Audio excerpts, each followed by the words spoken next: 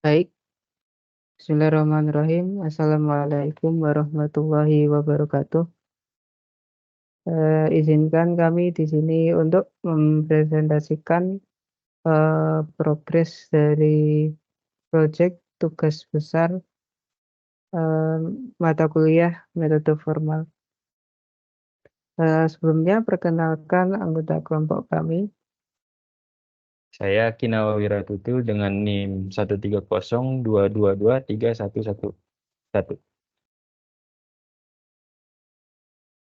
Saya Muhammad Yuda Pratama dengan nomor NIM 130 222 3117.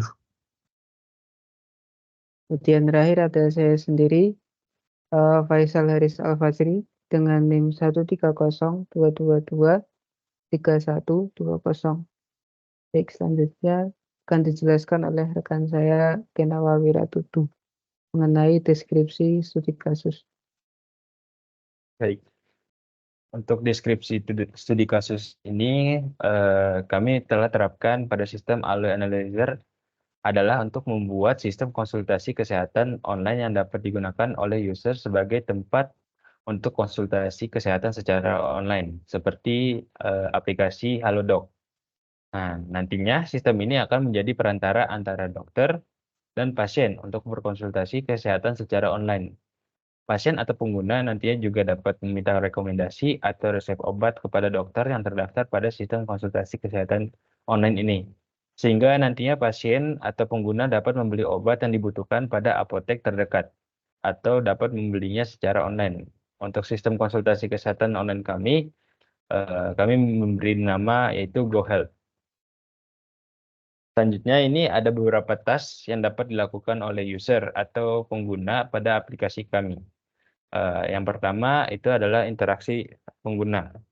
Jadi interaksi pengguna ini itu adalah interaksi antara pengguna dengan dokter dengan sistem akan berlangsung. Misalnya, bagaimana cara pasien membuat janji temu dengan dokter,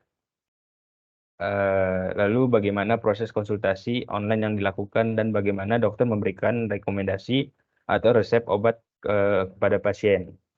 Lalu yang berikutnya itu ada fitur tambahan yang ada di aplikasi kami. Jadi untuk meningkatkan pengalaman pengguna di sini eh, kami telah menambahkan fitur tambahan. Contohnya kemampuan untuk mengakses riwayat konsultasi sebelumnya, lalu pengingat janji temu, atau fitur chat untuk komunikasi antara dokter dan pasien. Lalu yang terakhir adalah ketersediaan layanan. Jadi untuk ketersediaan layanan yaitu seperti sistem waktu operasional dan dukungan teknis bagi pengguna. Contohnya, apakah sistem akan beroperasi 24/7 atau hanya pada jam-jam tertentu, dan bagaimana pengguna dapat menghubungi tim dukungan jika mengalami masalah teknis. Mungkin itu saja untuk tes yang dapat dilakukan oleh user atau pengguna. Selanjutnya itu ada constraint.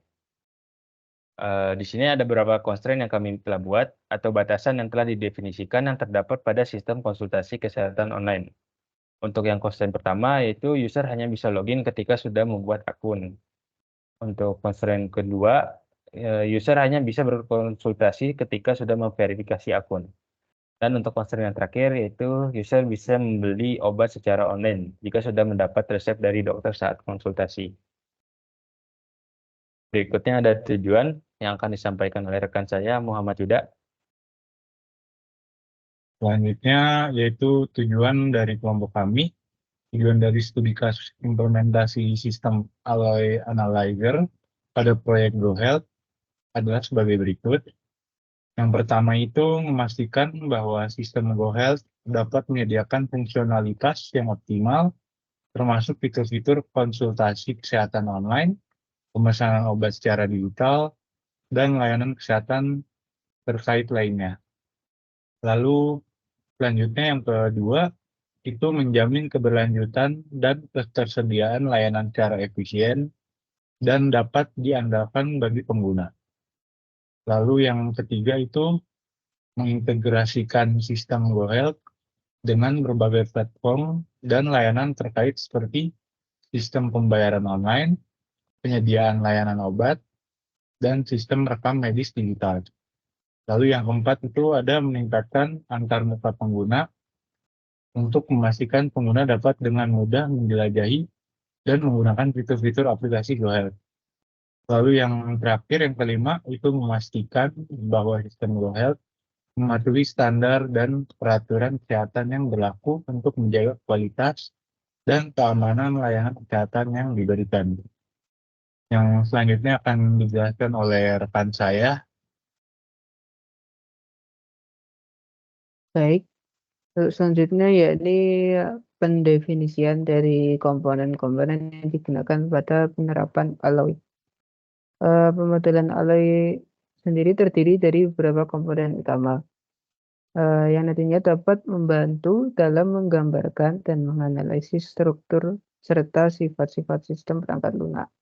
Eh, Berikut adalah komponen-komponen utama pada pemodelan alloy yang akan kami gunakan dalam proyek kami.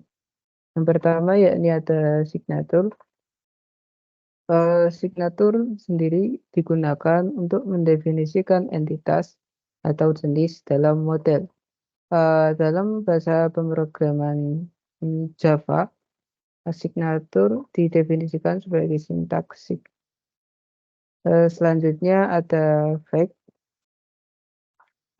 Fake sendiri adalah pernyataan yang harus benar atau dalam kata lain mutlak dalam model.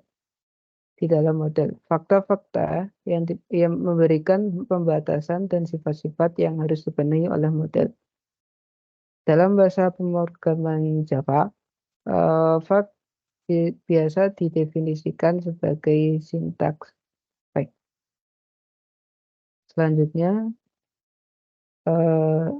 ada predikat.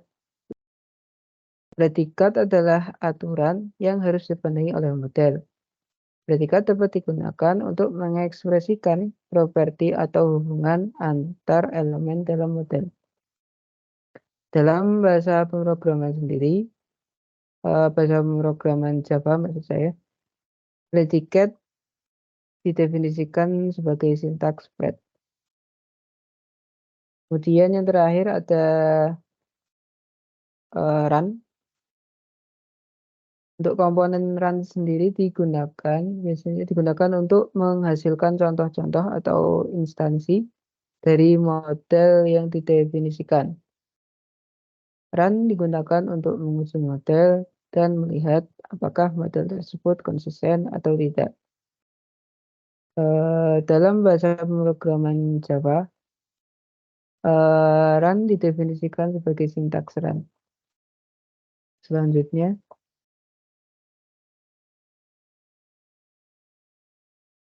nah di sini bisa dilihat ini merupakan progres dari pemodelan alloy yang kami kerjakan.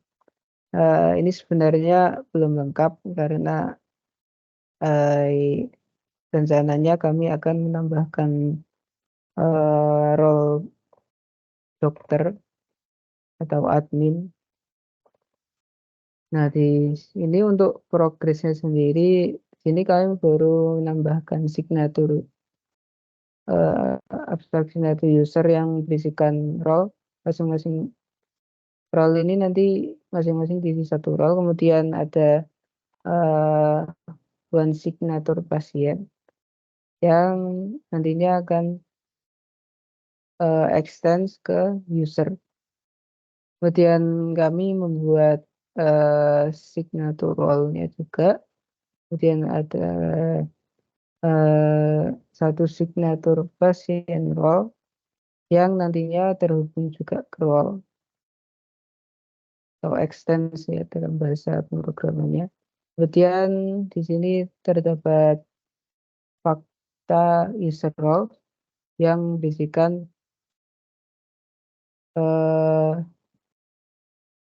semua user yang didefinisikan sebagai U di sini. U.role-nya nanti diisikan oleh pasien role. Kemudian kami membuat signatur konsultasi juga. Kemudian di sini terdapat signatur profil yang isinya user dan konsultasi. User sendiri nanti terhubung ke signatur user yang sebelumnya dibuat, dan konsultasi nanti menggunakan sintakton terhubung ke signatur konsultasi yang telah dibuat tadi. Dan ada fakta pasien profile.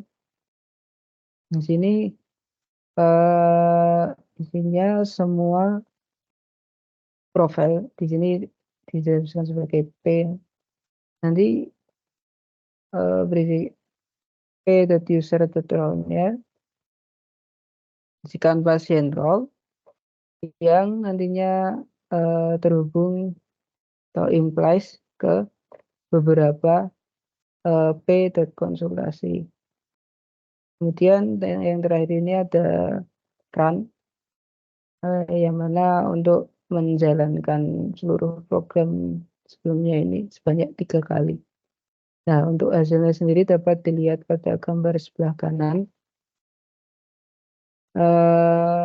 Di sini terdapat 3 pasien ya, yang mana 3 pasien ini mengisi role sebagai pasien, dan pasien-pasien ini terhubung ke konsultasi, ke signatur konsultasi tersebut. Nah, di sini di kotak kecilnya ini ada konsultasi sampai dengan 3, role sampai dengan 1, user sampai dengan 3. Ini artinya jumlah dari panah-panahnya ini yang bisa dilihat ini merah. Ini konsultasi. Di sini terdapat 3 panah merah ini. Kemudian ada role yang panah dari pasien ke pasien role ini cuma 1 ya. Kemudian ada user yang mana panah orange yang dari ketiga pasien ini ke signatur pasien. Baik, mungkin itu saja yang dapat kelompok kami sampaikan. Apabila ada kesalahan, kami mohon maaf sebesar-besarnya. Terima kasih. Assalamualaikum warahmatullahi wabarakatuh.